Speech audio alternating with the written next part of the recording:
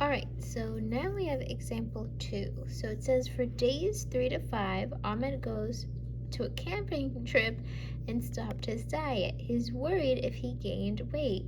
So over the first 5 days, how much did Ahmed lose or gain? Okay, so I'm just going to put this chart right over here. So day 1 and day 2 we've already done, and that's -3.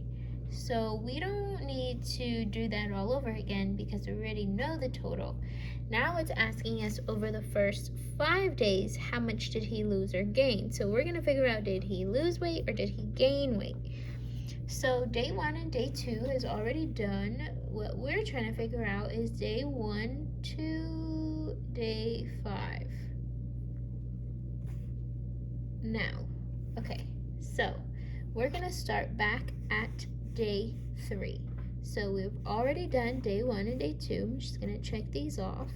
And now we're going to start with -3 plus the next one is 1. And you know what? Let's stick with the decimals since we're working with decimals. I'm going to put -3.00 plus 1 and 50 hundredths, or 1.50. So, okay, here's the first one, right? Really what we need to do is we're going to add plus 25 hundredths and then plus another 25 hundredths. I'm going to put a 0 out in front of them. Okay, so we're going to do these two first. So if I have -3 plus 1 and 50 hundredths, or 1.50, these are different signs.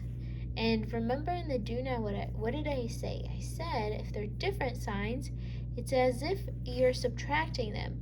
So we take the bigger number. I'm going to circle the bigger number without the negative. So if I look at them without any signs, this is bigger than that. And we're going to subtract them. Okay, so I'm going to go ahead and subtract. Because again, these are different signs. One's positive, one's negative. 0 minus 0 is 0. And then we have to borrow 1, so 10 minus 5 is 5. Cross the 3, 2 minus 1 is 1. Okay, now I have more negatives than I do positives. So my answer is actually going to be negative, but what I really did was just subtract, right? Because they're different signs, okay? So now we know that this is -1 and 50 hundredths. So we did day 3. So we're left with adding day 4 and day 5. Plus 25 hundredths, and then it's plus another 25 hundredths. Okay, so what am I going to do next? Now let's add these two. These are also different signs.